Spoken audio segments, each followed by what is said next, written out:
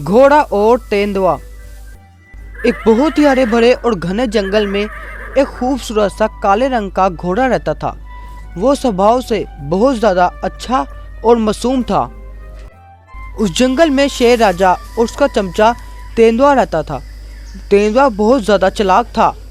एक दिन शिकार की तलाश में घूमते हुए तेंदुए की नज़र एक घोड़े पे पड़ी जो बहुत ही ज़्यादा खुश मिजाज और अच्छा था।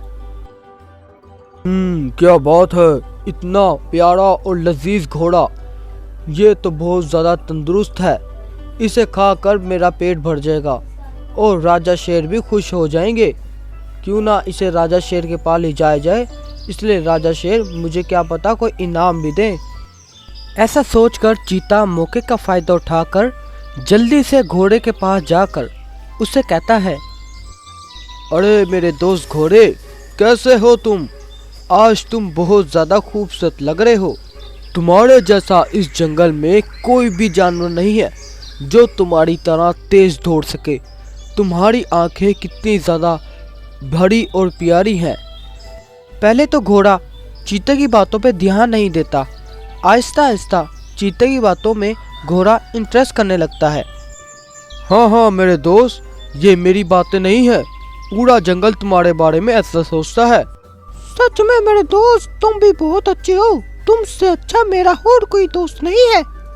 तरह से घोड़ा और चीते में बहुत अच्छी दोस्ती हो जाती है और कुछ दिनों बाद वो दोस्ती बहुत ज़्यादा गहरी भी हो जाती है। एक दिन चीता और घोड़ा आपस में बातें कर रहे होते हैं कि आसमान में काफ़ी अच्छा मौसम हो जाता है और बादल भी आ जाते हैं। ये देखकर पास ही में कुछ बंदर बहुत ज़्यादा खुश हो जाते हैं और डांस भी करने लगते हैं। चलते फिरते घोड़े की नज़र उन पे पड़ी तो घोड़ा उनको देखता ही रह गया। तभी चीता बोला, दोस्त, मुझे लगता है तुम्हें भी डांस पसंद है। हाँ मेरे दोस्त, तुमने सही पहचाना, मुझे डांस पसंद है। अरे मेरे दोस्त घोड़े, तुम मेरे होते हुए क्यों परेशानी लेते हो? मैं एक गुरु को जानता हूँ जो बहुत अच्छा डांस करना सिखाते हैं। लगता है बंदरों ने भी उनसे ही डांस सीखा है।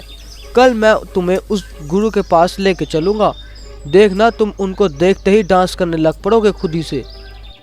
अच्छा, तुम्हारा बहुत बहुत शुक्रिया, कल हम चलेंगे। अगले दिन चीता घोड़े को अपने साथ लेकर चलने लग गया। कुछ देर चलने के बाद उनको सामने एक गुफा दिखी। मेरे दोस्त घोड़े, किस बात का इंतजार है? वो देखो सामने गुरुजी की गुफा है।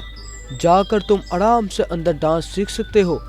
मैं तुम्हारे साथ नहीं चलूँगा क्योंकि तुम्हारे डांस में कुछ खलल पड़ जाएगा। मैं तुम्हारा बाहर इंतज़ार कर रहा हूँ, जल्दी से तुम डांस सीख कर आ जाओ। घोड़ा आगे ना पीछे का सोचते हुए गुफा की तरफ बढ़ जाता है। तब उसको शेर के खराटों की आवाज़ आती है। ये तो मुझे किसी शेर की गुफा लगती है।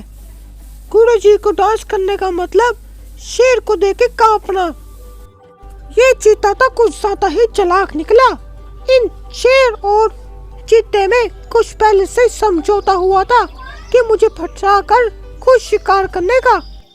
शेर के शिकार करने के बाद बचा हुआ शिकार चीते ने खाने के लिए ये साजिश रची।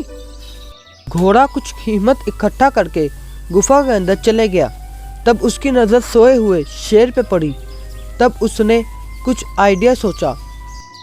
घोड़ा कुछ देर गुफा के अंदर खड़ा रहकर कुछ देर बाद गुफा से बाहर निकल आया। अरे, आज तो मुझे बहुत ज़्यादा भूख लगी है। आज मैं पेट भर के अच्छी तरह से खाना खाऊंगा। अपने तरफ आते हुए घोड़े को देखकर चीते को झटका सा लगा। तुम्हारा शुक्रिया मेरे दोस्त, तुमने मुझे बहुत अच्छे गुरुजी से मिलाया। उन्होंने मुझे डांस के साथ बहुत अच्छा खाना भी खिलाया। मैं तो बहुत ज्यादा खुश हूँ। अगर तुमने भी खाना खाना है तुम अंदर चले जाओ। तब चीते ने अपने जहन के अंदर सोचा, लगता है राजा शेर ने कोई अच्छा शिकार ढूंढा है, इसलिए उन्होंने घोड़े का शिकार नहीं किया। चलो मैं भी अंदर जाकर कुछ खाना खा लेता हूँ। चीता खुशी से गुफा के अंदर चले गया। दूसरी तरफ राजा शेर की जब आँख खुली, उनके पास शिकार ना देखकर राजा शेर बहुत ज़्यादा गुस्से में आ गए।